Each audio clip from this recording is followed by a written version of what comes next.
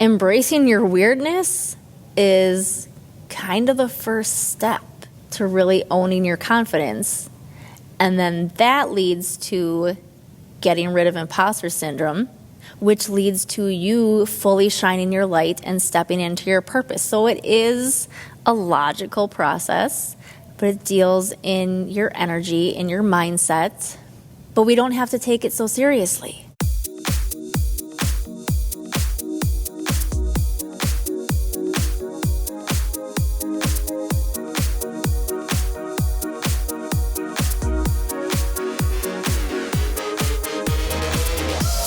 Welcome to the Energy Within podcast, helping you to embrace your weird, beat imposter syndrome, and take action on your soul's purpose.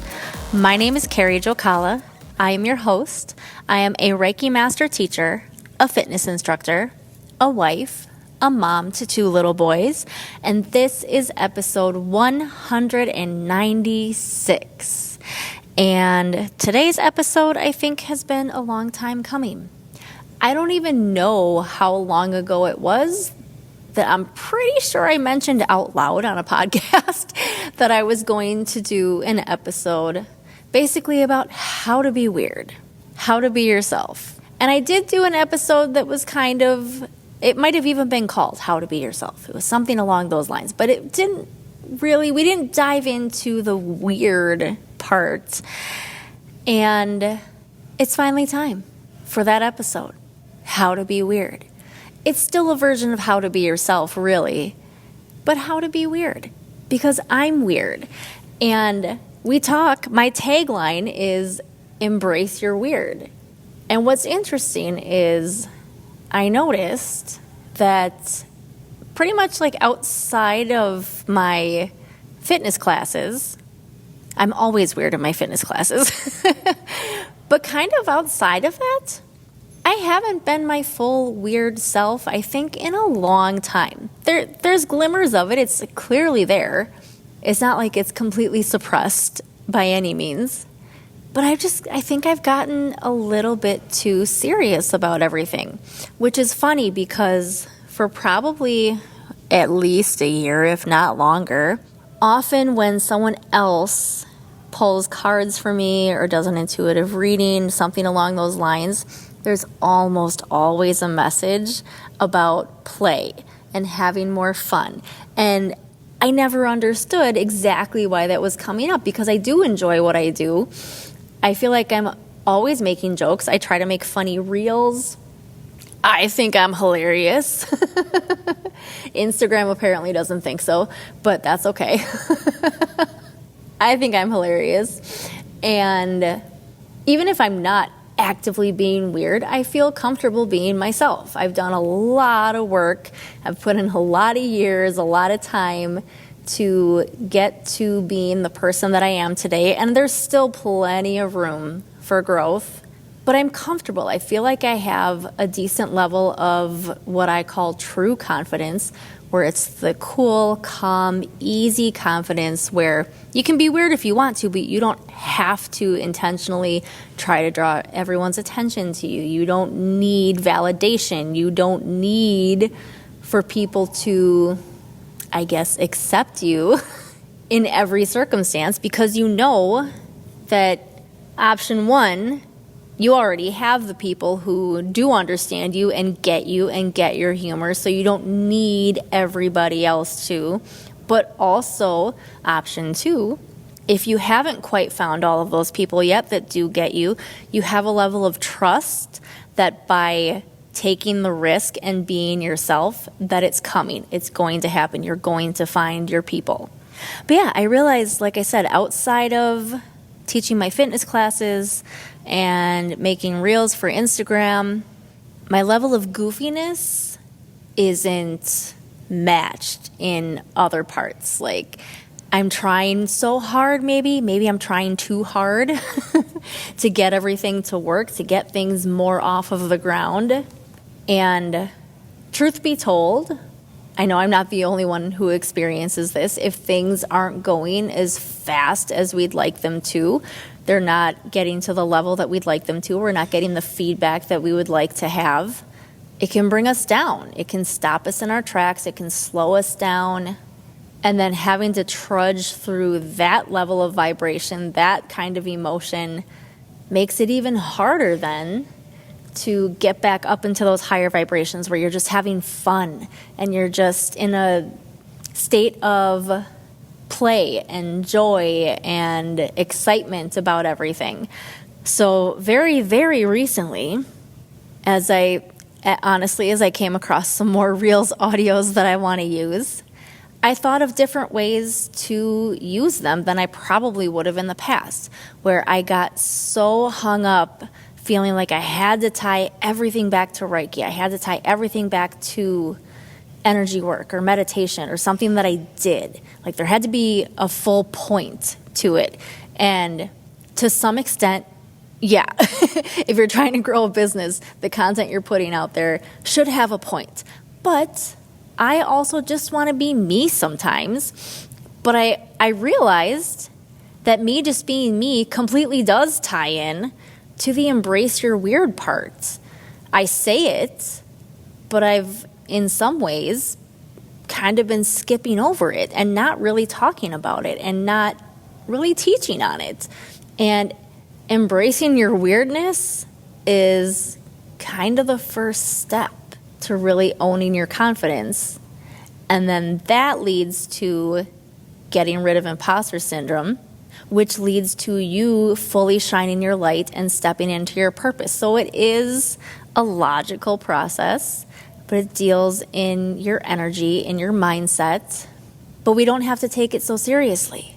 There are serious topics. There are deep topics that I still want to talk about. I'm not putting those to the side at all. We're still going to talk about them. But I want to breathe some fresh air into my space. I want to allow a little bit more of my goofballness out instead of taking everything so seriously. And honestly, I don't mean to talk so much about Instagram, but I spent some time this weekend because I had some alone time, and I spent some time batching some of these reels with these audios that I want to use. And by time you're listening to this episode, at least a couple of them should be out. And hopefully you'll go look at them and you'll enjoy them and you'll hit the like button, maybe leave a comment, maybe share them.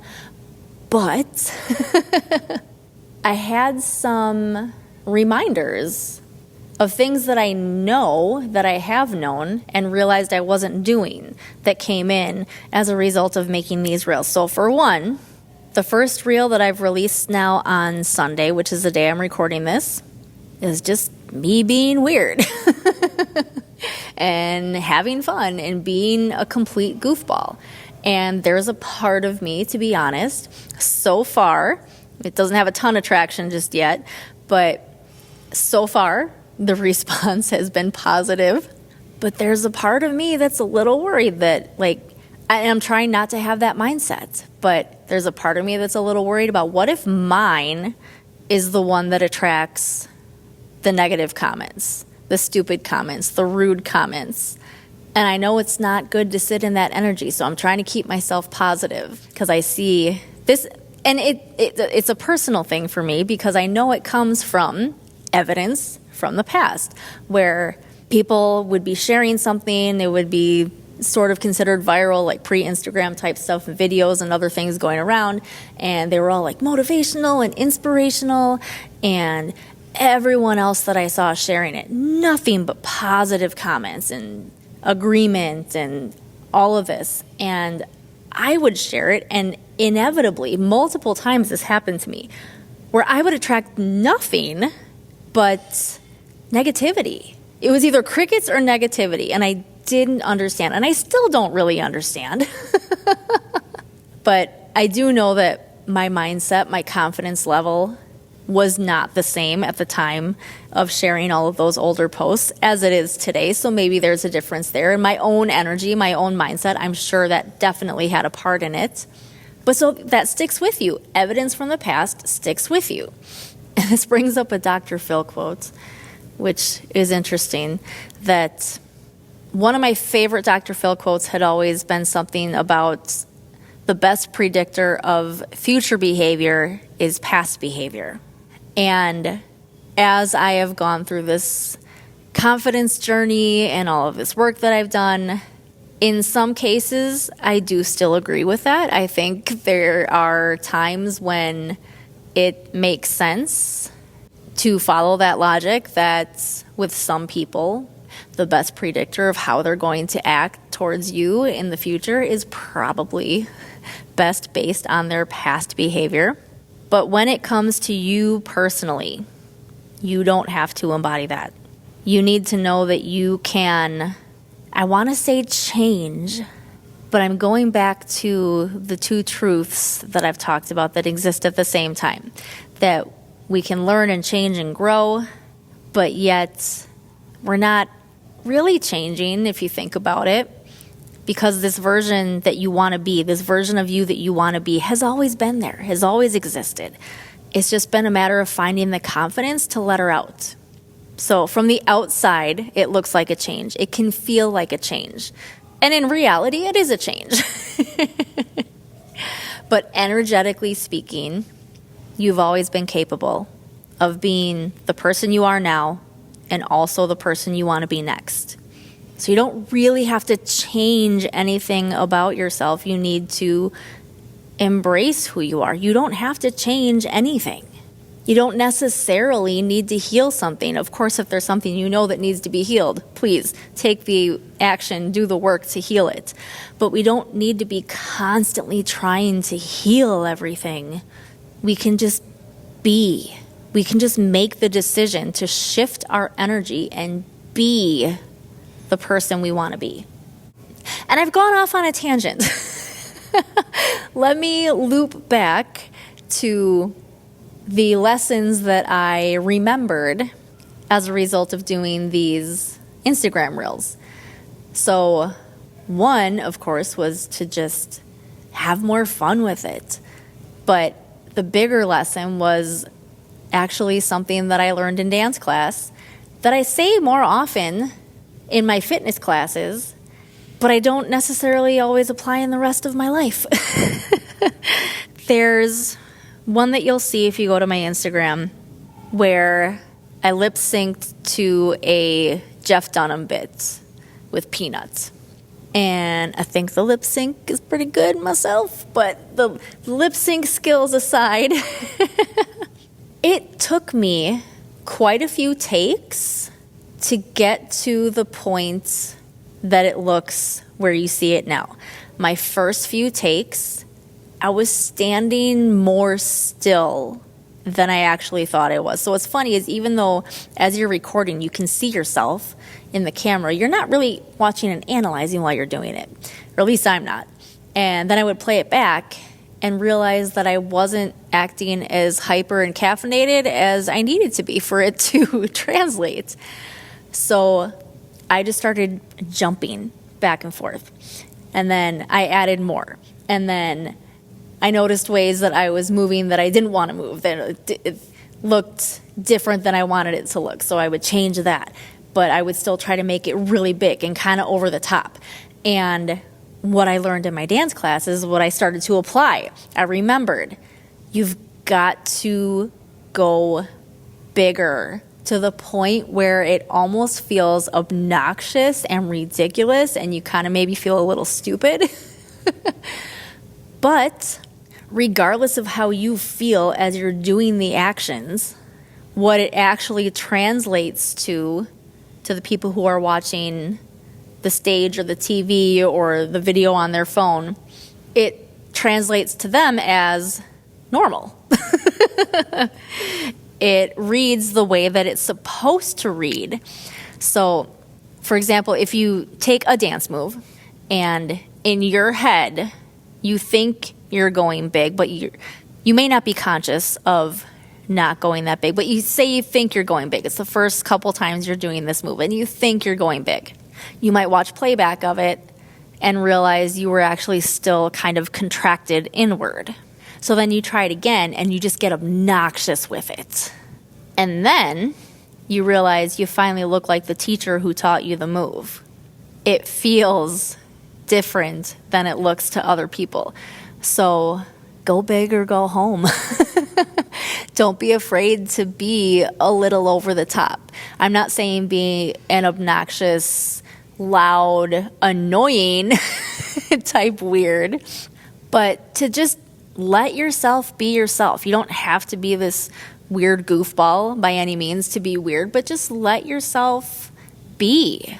Say the things that pop into your head. Maybe still use a filter, but say more of the things that pop into your head, because you might find that they actually are funny. People are going to laugh instead of just letting the moment pass by. I used to do that all the time. I'd think of something and then debate with myself for way too long over whether or not I should say it or do whatever I was going to do.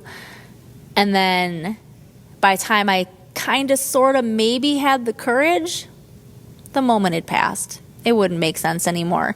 Or perhaps now someone else was talking or the subject had changed. I missed so many opportunities to just be myself. So instead, I came across as the quiet one. I got labeled as shy when that wasn't really the thing. And I'm sure my energy read as sad and depressed versus happy and positive and outgoing and optimistic, which is the real me. And the other thing I was thinking about is just letting yourself be imaginative again. And it's not just about being creative, although that's definitely a big part of it. But your imagination is the key to your intuition. Your imagination is your intuition. When you're really, truly in tune with it, and you know your energy cues, your body cues, what a yes feels like, what a no feels like. It's going to be different for everybody. But when you've learned to pick up on those and you have that trust in yourself, it's easier to be yourself. And I'm not sure, I was thinking about this, but I'm not sure what exactly the age cutoff is. But I find it interesting. And oddly, I actually wrote my senior thesis for my writing major on the topic of imagination. Funny how I was being guided without realizing I was being guided even back then. But kids just innately are in tune with their imagination, whether or not you want to call it intuition at that point. But they're very imaginative, very creative. And then at some point, all of a sudden, we're taught not to trust our intuition, not to necessarily be so imaginative, because it's time to get serious about what do you want to be when you grow up and what kind of job are you going to have. And now we have to deal in reality and logic only. I value logic and reality very much.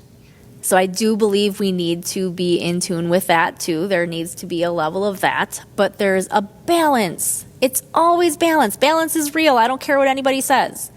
We have to have both. We need to be grounded. We need to know what's going on with our human body, our human selves, our human emotions in the 3D, in the real world. But we can't get closed off. We shouldn't get closed off from the spiritual, from our intuition, from our imagination. That's when we feel like we're no longer creative. That's when we feel like we can no longer be ourselves. That's when we feel it's not appropriate to be the goofball anymore. Life wasn't meant to be so serious.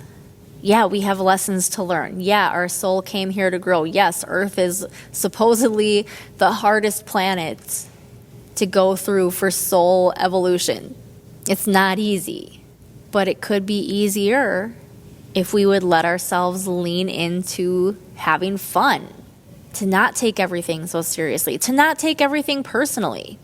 I was talking with someone again about the first real troll comment that I did attract on a reel I did a long time ago, not super long ago, maybe a few months ago, and how because of the work that I've done on myself and my confidence, while it did sting for a moment, not gonna lie, I'm still human, it was easier to just shake it off and not worry about it. And I would have blocked this person if she didn't block me first. But anyway, had a comment like that shown up even just a few years ago, it would have hit me pretty hard. Like, I probably would have been down emotionally and energetically for at least a week or two, maybe longer, because of one person's comment. And I think the best way to look at it, first of all, is don't take anything personally. If you've ever read the 4 Agreements, if you haven't, might want to look into it. One of the 4 agreements is to not take anything personally, because at the very core of every interaction, nothing anyone ever says or does is about you. It's always about them. And I know you've probably heard that a million times, but it really is true. So when you can truly learn how not to take anything personally, it makes moving through life a lot easier, and I speak from experience. That was a huge game changer and light bulb moment for me, was learning that lesson and starting to work on it. It wasn't just, it was a light bulb moment, but it wasn't a switch. It was a light bulb realization, but it still took work. And also, the other thing that helps me is to remember that there are so many more people out there that really will find you, or you'll find them, and they will get you. So don't waste your energy on the people who don't, because you can't make them get you. You can't force it. So just continue being yourself and trust that it will work out. And I guess a third thing on that same level, it is your life. This is your soul's journey. So don't give any one person power over your energy. You don't have to change anything about who you are because there's one person or even a few people who don't get it. So go big or go home, people. All right, so there's some new things coming, and I'm going to mention it here as I record this. It's Sunday as I'm recording this, so this comes out on Wednesday. So by time this comes out, I should have at least a wait list up and ready to go. If not the full thing up and ready to go, we're trying this again. I'm going for it. We're going to do the membership thing. It's going to look different than the last time I talked about it. Similar, but different. And I'm not taking it quite so seriously to the point where I'm overwhelming myself. I think that's what I was doing last time. I was trying to do too much, and it just felt overwhelming. And so I didn't go full ahead with launching the membership. But I'm feeling guided to do it again. I'm feeling guided to push toward it. So let's see what happens. So check the show notes, and if for some reason I haven't put it there, go to my Instagram or check the Facebook group, the Energy Within Facebook group, and look for the link there for either the wait list or the actual full-on sign-up, depending on how far I've gotten by the time I get this episode out.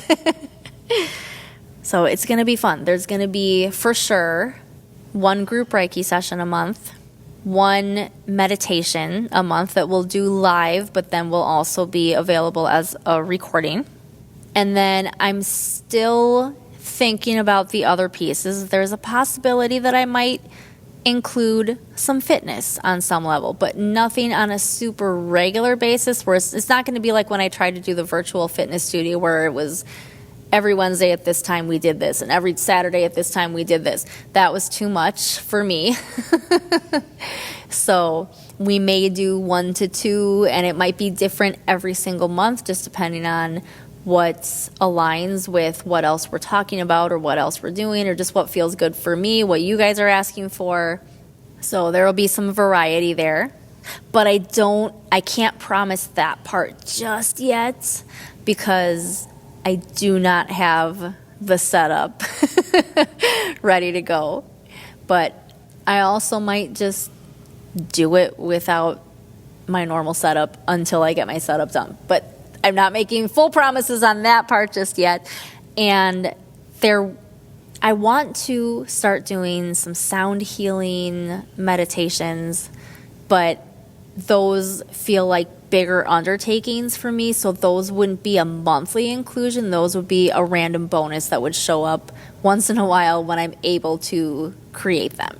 So if that sounds tempting, and the Reiki will be, it could be just whatever we feel is needed at the time.